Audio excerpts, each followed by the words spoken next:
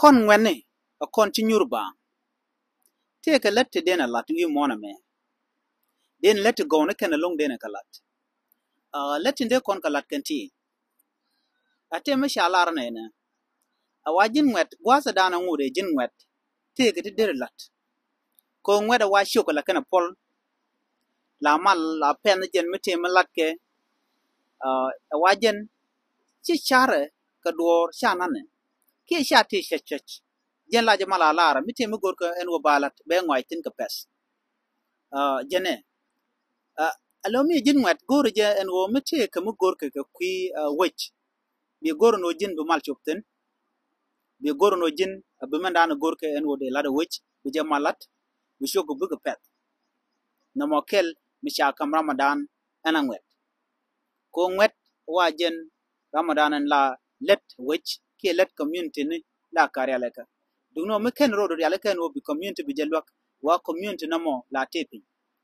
ajin ponju karwa du buro du kule jejon wan bo we dana me ba jar ya leka ke bo we da ba la dika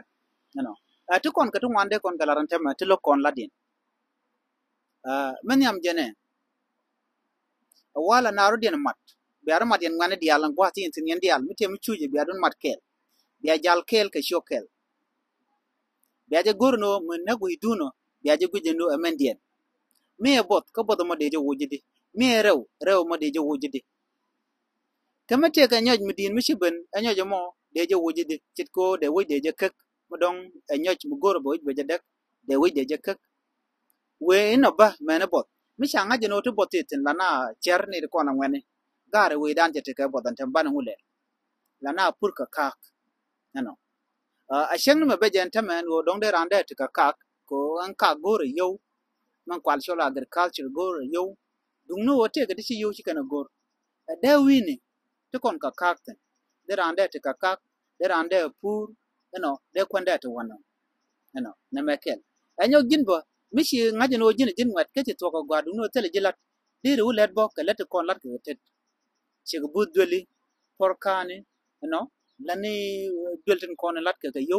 ta to tigatin ta ton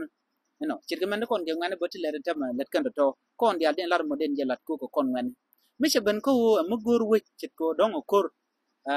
kon dia lan gwazo mo baran mat ci ko dan bu yorten ba ko ban liu ba baran kon tijenu do pa dien ban ban je ter ke jeng ci ma ko kon right tin tama eno ngada ngum der la tan tama ngum der lat ko wech ngada o jen ba manan shu wech ba je gwi michi naru den mat kel mite ga mena wech bene dialo tin kel ram na guje baje guje nga dungat baje gay ram mo baje gay der be chunga je no mele ke lu che tedi che fe dungno mo ngana wuken te daglani ke ko dong chunga jo do mor chunga jo da man tel do me biya ritin kono to gre winyore biya ga longa je tel do me to ko non ko kuje mo de jogo no yen ngane tien ka long me de yeri ko kono to ko nuore tien ka woge ka je janda no gore no de yen linga advice me lane meti ka long leni mitele ji long lene ka man latin mana latke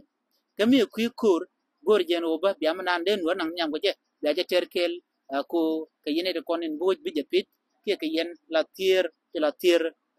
nuer mone yene de kontin bum kan long ko bu nuer bu ko nya future gan kontin la gan nuer te ka ya te ka kon makan koran kon ka bum tele do ma bana future nuer ban je ala ka je ko kuje mo de ya la roja men go chana chon kel ala ngweni bon rob dande kono nyam ka je ala ngweni ka kon ngane nuare ko ban wi dan ban jere ale ka ke ban jalat ajenda na gor no de nyaga yakel en biate kamal bye bye